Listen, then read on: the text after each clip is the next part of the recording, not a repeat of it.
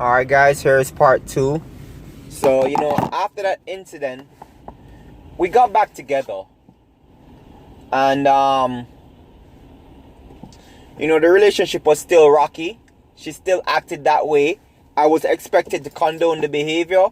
And I realized that, even as I matured as a man, as this relationship finished, I realized I was right because I just didn't want to condone this behavior of this woman. And I realized how much I was right for how I behaved. I wasn't perfect, but I realized that I was right. And I'm glad that I behaved that way because even now, she can still realize that I didn't put up with her shit while we were in a relationship. Anyway, moved on from that now, and the relationship was rocky. She left several times. I let her leave several times because I didn't give a shit when she left. And this is something I talk about a lot of times to other guys as well. When someone leaves, let them go. Because if they're meant to be with you, they're going to stay or they're going to come back. If it's really meant to be yours. And generally, I like to tell women, if you leave, stay gone. Because I'm like, there is nothing else left to experience once I've experienced you. And if you want to leave, then there's nothing new for me to find out about you. I just don't have that interest for you anymore once you leave. Like, once you leave, it's like you burn that bridge with me. Now, bridges can be rebuilt and stuff, but more than likely, I'm not the type of person to recross that bridge.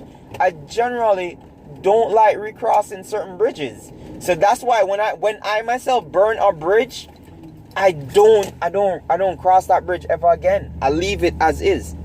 You know what I mean? So, just to talk about this, like, the thing about this was that now, as the relationship went on, we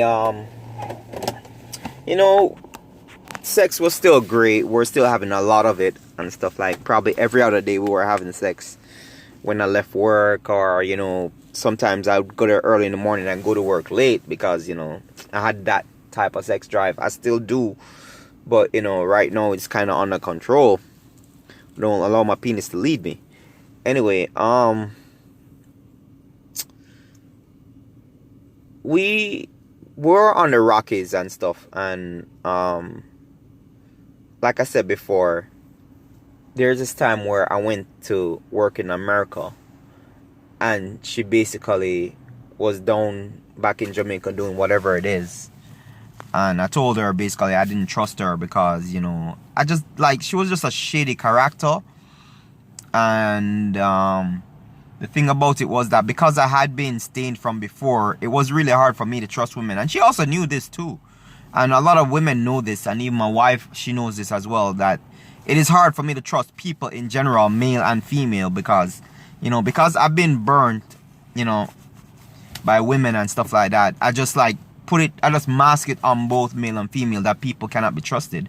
And even the Bible, that you dare not trust your own and stuff. My trust is really and truly in God. I know I can trust God 100%. Even if I don't understand it, I know for a fact that I can trust God. Anyway, my point is this now, whereas, I come back to Jamaica and stuff, and, we haven't, I haven't seen each other in a while. I was away working. We come back, destroy the house. We destroyed the house in terms of making love and stuff like that. In any case, she was acting even more shadier than usual. And she didn't think I picked it up, but I did. So I decided that I would do some sleuthing. And I gained the password for her computer. I gained the password for her Facebook. I gained the password for this, for that, for her. Because I did a lot of spying.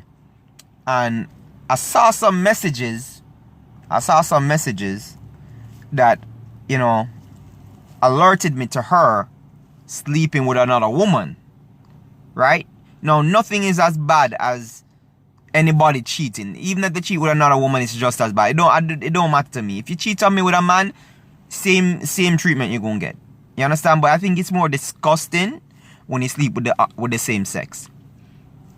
And anyway, she slept with this girl now, and because I found out, I kind of stopped having sex with her.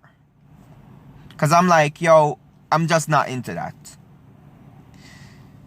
You know, a month go by, we're not having sex because she didn't know that she thought that she was the person like stopped the sex. But I basically, because I found out, I was just like kind of weaning myself off the relationship slowly. So anyway, she basically was like, she caught some, what was it called again? PID, pelvic inflammatory disease.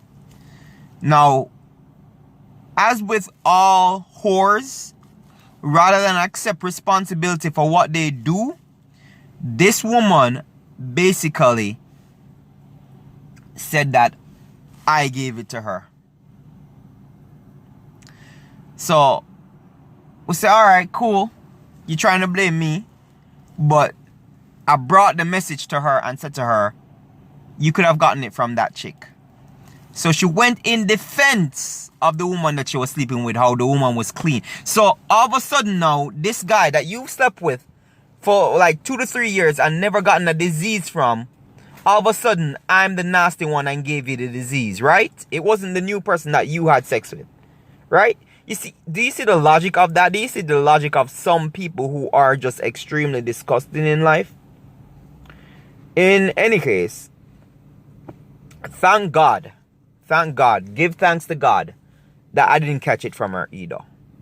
I didn't catch anything and I didn't give her anything. So, anyway,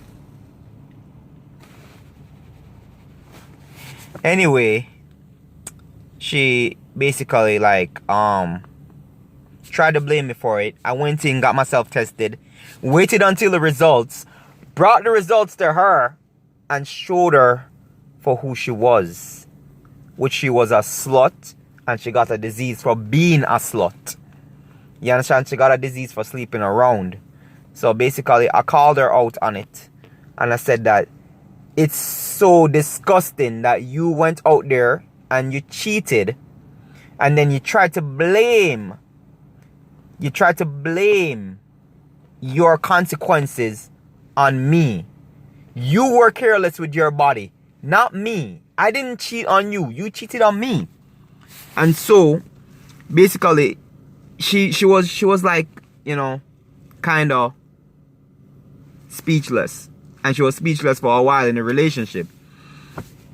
You know, then we went through the process of, you know, she wants forgiveness and stuff like that. And I'm like, yo, no.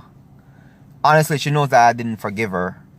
So basically, we went into the relationship and we didn't, like, we continued the relationship, but there was no forgiveness on my part, which I also think was wrong and stuff. And it just continued. Not that she wanted forgiveness because she wanted genuine forgiveness, but she wanted forgiveness because she was caught.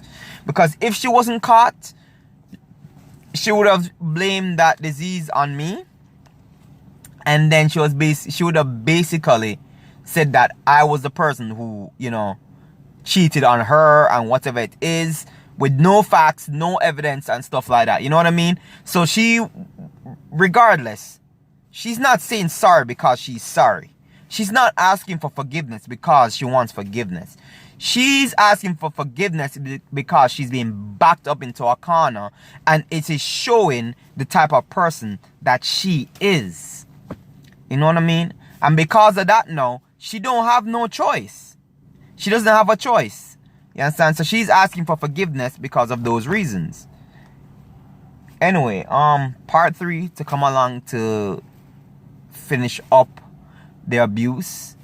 It's gonna go into the second abuse that happened and what that entailed. And you know, those are things that I guess we all have to just look at, because it was very damaging. And this was my first, basically my first real encounter with someone physically abusing me. And I'm going to talk about how it made me feel to be physically abused by somebody that I entrusted my feelings and my body to. Even as a male, it does make you feel a certain type of depressing way. It makes you feel lower than you are.